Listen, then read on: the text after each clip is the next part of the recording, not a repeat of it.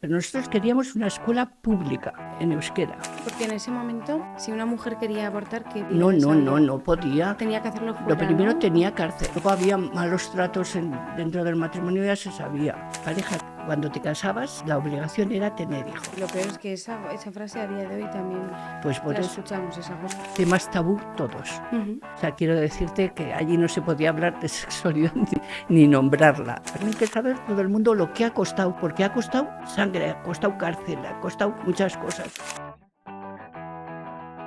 Kaixo Gazte, zer moduz? Soy Nagor Eslava, soy periodista y hoy estoy aquí lista para tener una conversación muy especial. Vamos a echar la mirada atrás, vamos a viajar en el tiempo y vamos a conocer cómo era la vida de las mujeres hace unas décadas. Hablaremos de sus desafíos, de los problemas que enfrentaron, de los logros, de los retos y sobre todo de todo ese camino que abrieron para las nuevas generaciones o las generaciones actuales. Para ello tengo el gusto de conversar con Laura Lusarreta, una mujer de Lumbier que nos hablará de su vida y de la vida de las mujeres de su época. Bueno, bienvenida Laura, ongi etorri y lo primero, ¿cómo estás? ¿Qué tal estás? Muy bien, gracias, estoy bastante bien. Bueno, para mí es un gusto poder compartir este ratico contigo y escucharte. Y antes de empezar a preguntarte por los temas que queremos tratar, me gustaría decir que para mí esta conversación es especial porque aunque sea de Usun, del Valle de Romanzado, mi infancia, mi familia, mi vida entera vaya está en Lumbier. Entonces, bueno, pues poder escuchar tu vida, tu historia, pues me enriquece. La verdad. Bueno, como sabes, Laura, el objetivo de esta conversación es que la gente joven conozca o conozcamos muchas cosas que no se han contado. Y primero me gustaría preguntarte por la educación. ¿Cómo fue para ti ir a la escuela? ¿Cómo fue esa infancia en Lumbier? En principio eran escuelas unitarias, o sea, quiero decir, iban los chicos por un lado y las chicas íbamos por otro. Entonces era una educación jerárquica totalmente. Y en la escuela, desde luego, por supuesto, y en casa, en casa también era. Yo tuve bastante suerte que mis padres eran bastante liberales, pero no obstante, era una educación en general muy jerárquica. Y giraba todo entre la escuela y la iglesia, o sea, todas las actividades eran alrededor de los dos entes. Había, bueno, temas tabú todos. O sea, quiero decirte que allí no se podía hablar de sexualidad ni nombrarla. O sea, por supuesto, para nada. Y la que nombraba, pues desde luego tenía un castigo tremendo, ¿no? Porque además la educación iba encaminada a eso.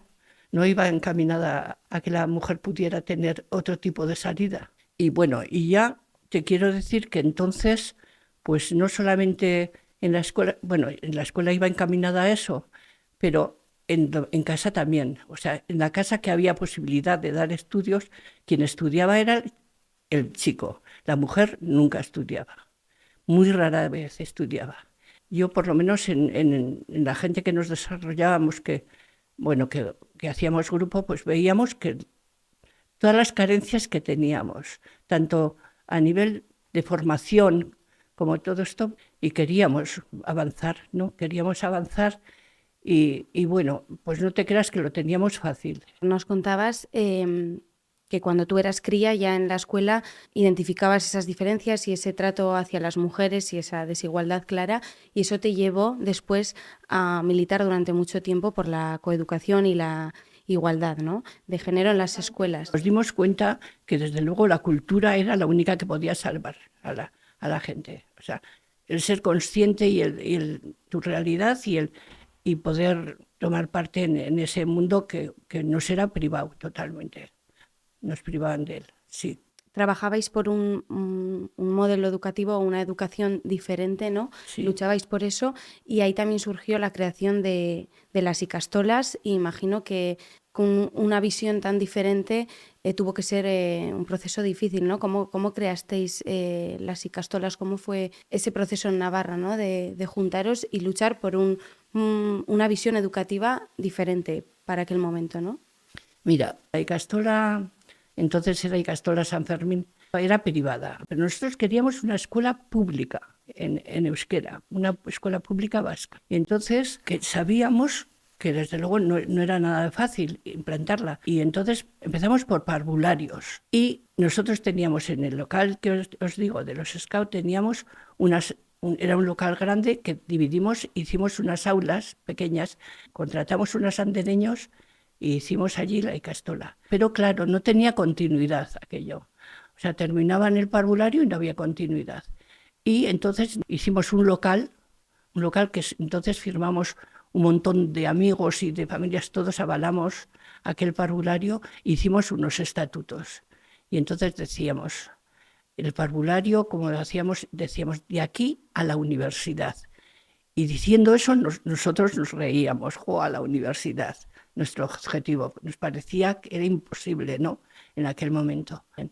Pero además queríamos una escuela distinta, no queríamos una escuela como la que habíamos tenido, jerarquizada y con unos libros y tal. Entonces se creaban, ellos, o sea, estuvieron creando los libros y todo para la propia Icastolano, para una escuela nueva y además de abajo para arriba, de cara del interés de los críos. Entonces te quiero decir yo que todo fue a base de esfuerzo y lucha.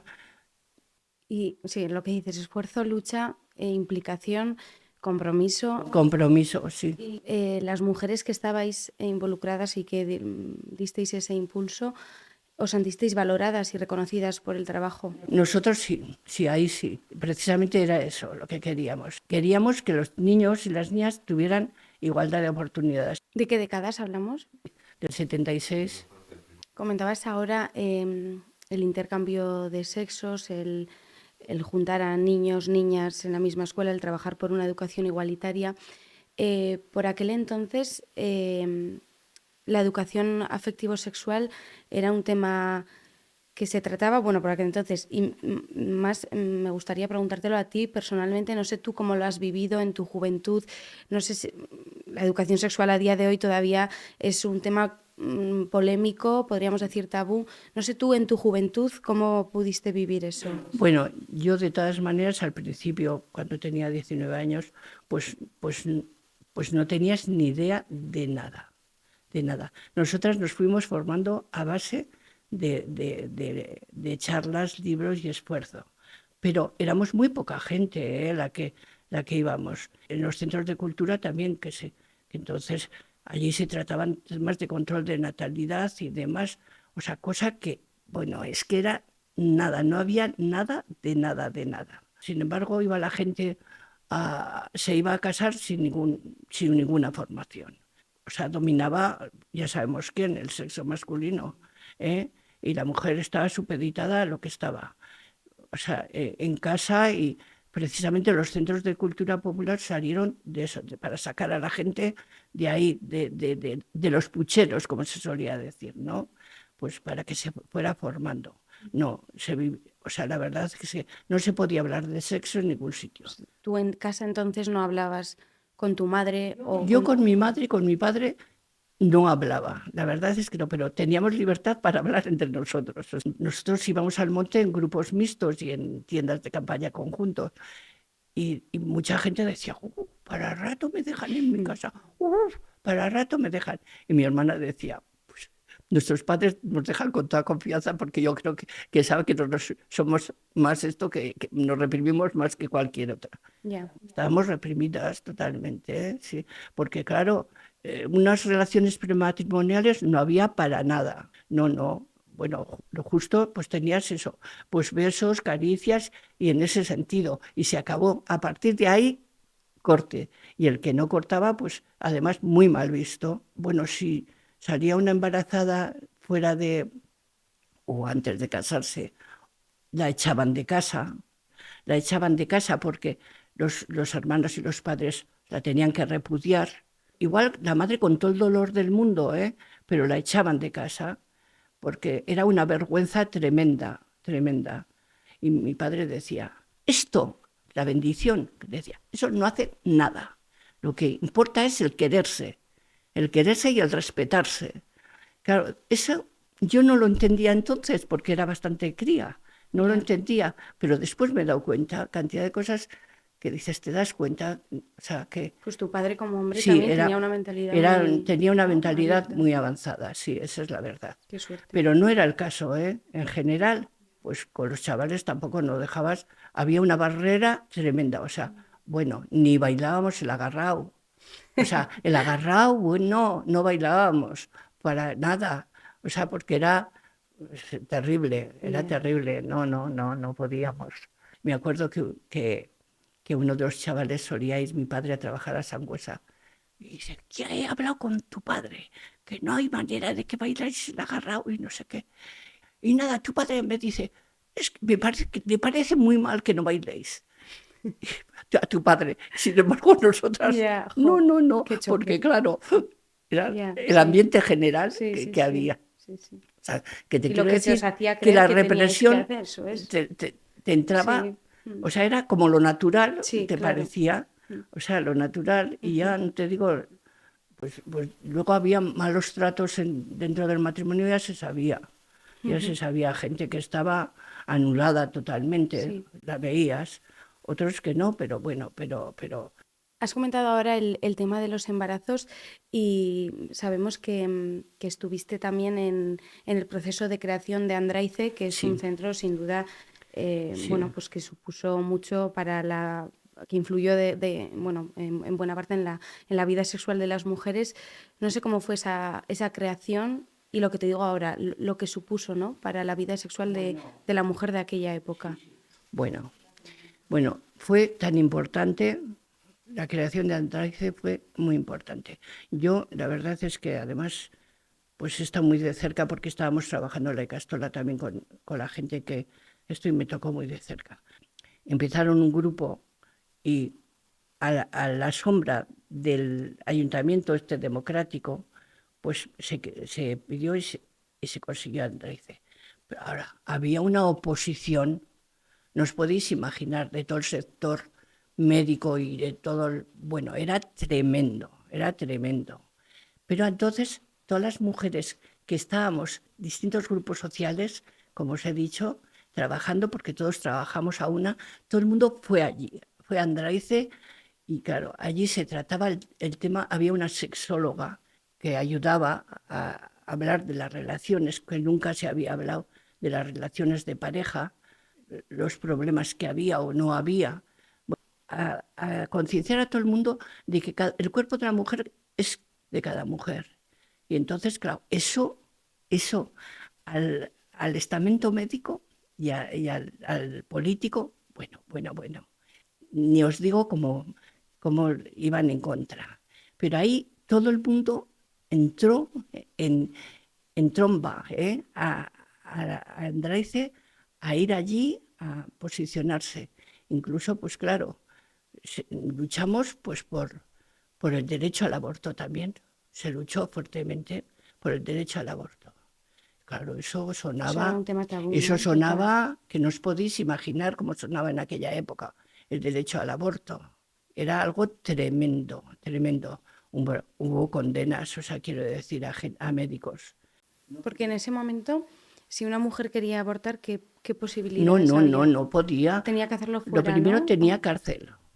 Sí, pero tengo entendido que las mujeres que tenían dinero sí que podían salir de aquí. Bueno, ya se sabía Y, quién hacía, qué ginecólogos, ya se sabía de ginecólogos que hacían abortos, pero hacían abortos a la gente de dinero. Claro que hacían, pero la que no tenía, pues la que no tenía nada de dinero, pues aquella había una señora en no sé dónde que les pinchaba la matriz con una aguja y iban con unas infecciones y muchas de ellas morían, las que llegaban a ese punto. Y luego, pues, ¿qué oías? ¿Qué hacían las mujeres cuando se quedaban embarazadas? Una decía, yo, la de veces que he saltado de una mesa a otra y la otra a una, pero no había manera. Y con perejil, con no sé qué, o sea, fíjate qué medidas, pues decía, pues eso, la gente que no tenía no podía. Se cargaban, claro, de hijos. Tenían 6 hijos, era pues una cosa casi no normal, pero sí casi normal. Era dificilísimo conseguir las píldoras anticonceptivas. Al principio era súper difícil. Y eso que te la recetaban, claro, allí. O en Andraice o ya te sí. digo, ahí, sí. Y con esa dificultad para adquirir métodos anticonceptivos, ¿dirías que en ese momento ser madre era una imposición social o era una decisión personal de cada Mira, mujer o familia, pareja, me da igual? la pareja, cuando te casabas, la obligación era tener hijos. O sea, el quedarse embarazada. Si pasaba mucho tiempo sin tener hijos, ya empezaban. La palabra, fíjate qué palabra, esa es una machorra, O sea, se señalaba. porque no tenía hijos. O sea, y bueno, y desde luego que el que no quería, no, nunca podía ser no querer tener hijos, no. O sea, tenías hijos como la cosa más... Aquello era la consecuencia de casarte. Vale, nunca había la No posibilidad de había ninguna no querer ser. posibilidad. Vale. Luego, claro, luego vino pues eso, que podías tener un hijo, pero podías distanciar. Yo en concreto tomé la píldora conceptiva, y así como yo, gente de mi generación, bastante gente, mucha gente, ya tomaba la píldora anticonceptiva y pudo controlar, ¿me entiendes? Pero hasta entonces nada, ¿eh? No, ¿qué va? Bueno, la marcha atrás que decían, la marcha atrás y bueno, y embarazo, qué bien. Era tal la represión que teníamos que entre nosotras incluso no se hablaba, entre las mujeres tampoco se hablaba, no se hablaba con Ni naturalidad con las para amigas. nada, no, la gente era un tema tabú, era cerrado totalmente. Y bueno, nos decías que era difícil adquirir métodos anticonceptivos, pero que sí que había manera de. ¿De dónde traían o cómo lo conseguíais? ¿De dónde venían? Bueno, muchas se iba a Francia y allí el DIU y algunas cosas pues se conseguían en Francia. Pasabas la frontera y allí comprabas las cosas. Luego, claro, al principio de Andalucía, como no estaba legalizado el aborto, cantidad de gente se iba a Londres. Es que el poder es el poder y el poder quiere controlar todo y a la mujer sobre todo. Y como no nos mentalicemos y no nos hagamos fuerte, es que ahí está. Bueno, si te parece, Laura, vamos a pasar a hablar ahora sobre lo que supuso, por ejemplo, para una mujer de tu época, esa doble carga dentro y fuera de casa. No sé si tú la viviste y sentiste así, me imagino que tu madre y tu abuela seguro que sí, pero tú sentías que esas tareas del hogar, vaya, recaían en ti. Bueno, mira, te voy a decir, por ejemplo, mi hermano estaba estudiando y comía y se ponía con el periódico a leer eso. De repente decía, oye, los zapatos, no sé qué. ¿Qué? Y decíamos mi hermana y yo, los zapatos, te vas tú, te los limpias y te los coges. Nosotras, bueno, decíamos, el primer parto de su mujer, 5 hijos te tienen que tocar. De golpe. O sea, de golpe, decíamos. Era tan distinto y la carga era tremenda. De casa hacíamos todas las labores de casa y mi hermano de rositas. De rositas, no, y mi padre le parecería de lo más normal, que lo dice, con todo lo liberal que era, le parecía lo más normal, que nosotras hiciéramos lo que fuera, trabajar y hacer todo de casa, pero mi hermano venía de vacaciones y estaba de vacaciones, ¿me entiendes? De Sí. vacaciones. Y claro, nosotros ya hubiéramos querido estudiar, no daba para todos. Pues las chicas a trabajar y a mantener la casa, unas trabajando como se pudiera y otras se iban a servir y bueno, el tema de servir ya era otro cantar también. Pero claro, sabías, después te has dado cuenta que a cantidad de chavalas que iban a servir sufrían lo que sufrían con embarazos y de todo, y violaciones dentro de la casa. Me acuerdo que una señora estaba allí y se vio acosada por un señor que estaba por la casa, que tenía algún negocio en la casa allí. Y fui a la señora y le dije, oiga, que me está acosando y tal. Y dice, ay, pues como para decirle algo, ay, chica, no te preocupes, es que los hombres son así, los hombres son así. Y decía, ¿te das cuenta? Mira, de verdad, ¿eh?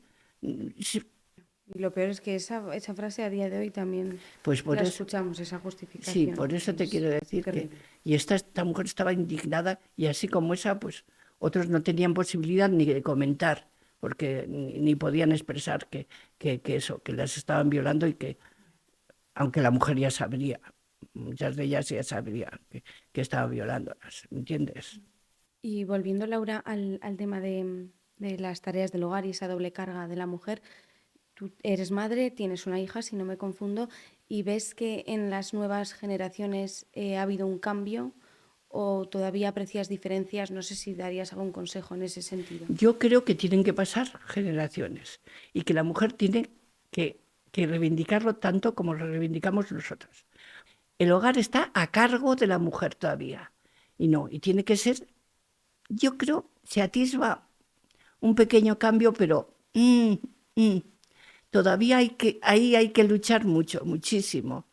Y donde yo veo que hay que luchar mucho es, por ejemplo, en el trabajo de la educación, desde los centros de educación, bueno, y en casa, claro, por supuesto. La igualdad exacta no se ha logrado. No se ha logrado para nada. O sea, yo a mi hija le decía que ella hizo la carrera universitaria y terminar la carrera y algunos compañeros habían sacado, ella sacó mucho mejor notas. Le dije, a que se colocan mucho antes que tú. Y con lo cual, y eso ahí está. Y ahí está y le va a costar a la mujer. Y ahí hay que trabajarlo, en la igualdad y en el respeto. Yo creo que eso es importantísimo, que tienen que saber todo el mundo lo que ha costado, porque ha costado sangre, ha costado cárcel, ha costado muchas cosas. Todos los progresos que se han hecho y toda la educación que hoy parece la cosa más natural del mundo, ¿no? Pues eso, la educación mixta es la cosa más natural, el poder estudiar la cosa más natural, no. Eso no ha venido así de la noche a la mañana. Yeah. Eso ha costado tiempo y trabajo. Y eso lo tienen que valorar para ir avanzando, Yeah. Y con lo que me dices, por ejemplo, tú tienes la sensación de que las nuevas generaciones o la juventud de hoy en día no es consciente de toda esa labor que habéis hecho, de ese camino que habéis abierto. No sé si tú tienes la percepción de que la juventud no... No, yo no es consciente. La juventud no es consciente de toda la lucha que ha habido, para nada. Si no sabe la lucha, es muy difícil que se valore lo que se tiene. Claro. Es muy complicado que se valore. Nosotros éramos una sociedad que teníamos todo restringido, económicamente todo. Bueno, de ropa y de todo no teníamos, vamos. Entonces, yo veo que la juventud eso no tiene nada de claro. Y además en algunas cosas hay una regresión. Por ejemplo, yo cuando oigo, pues el novio que no le gusta cómo va fulanita, no le deja ponerse no sé qué. Hombre, oye, amiguito, es que una persona así es maligna, o sea, es tóxica,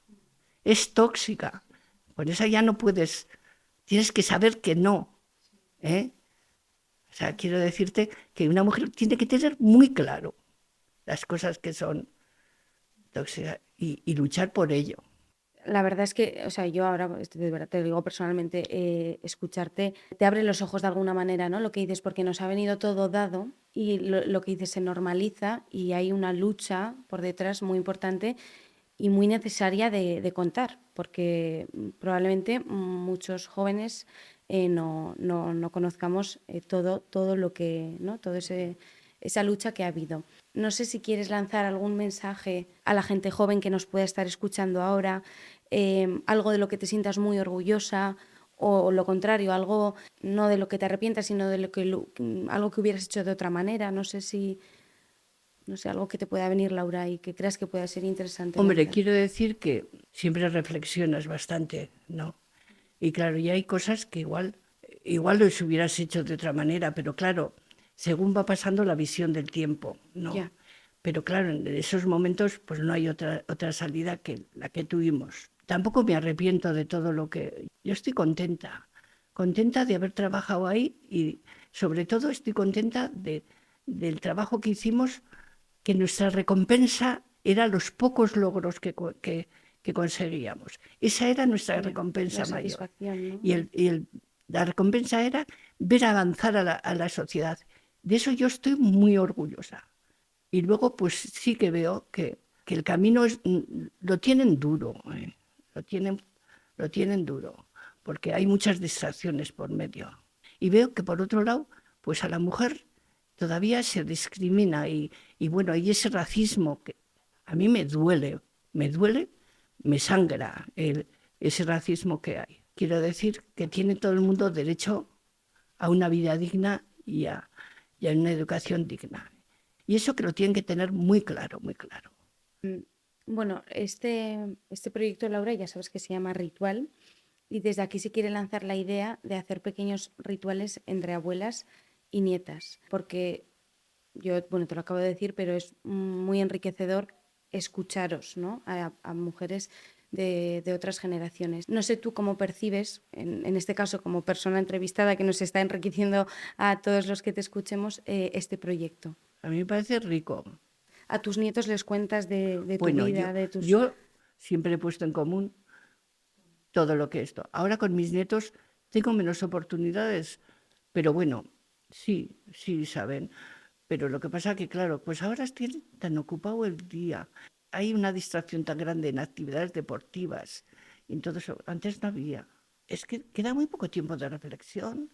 Eso es lo que yo creo.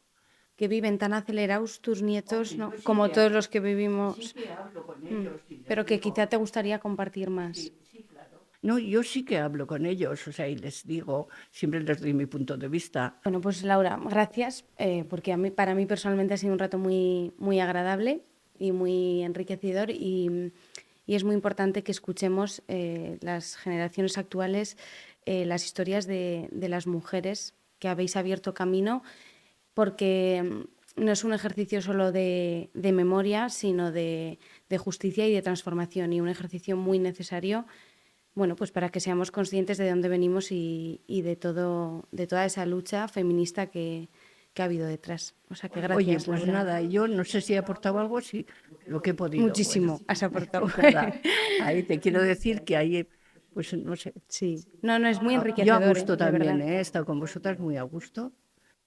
Seguiremos luchando todo lo que podamos, porque también damos guerra. A esta edad damos guerra. Hay que También. dar siempre. Sí. Muy bien, Así gracias, es. Laura. Gaste, mila esker por escucharnos. Ojalá la entrevista te haya gustado. Ritual 2025 sigue adelante con su labor de rescatar y visibilizar relatos de mujeres, porque cuando escuchamos historias que han sido silenciadas, la historia cambia y necesitamos que cambie. Ahora nos toca a nosotras seguir luchando. Si quieres estar al tanto del proyecto Ritual 2025, puedes seguirnos en redes sociales. Eskerrik asko eta hurrengo elkarrizketa arte. Aio.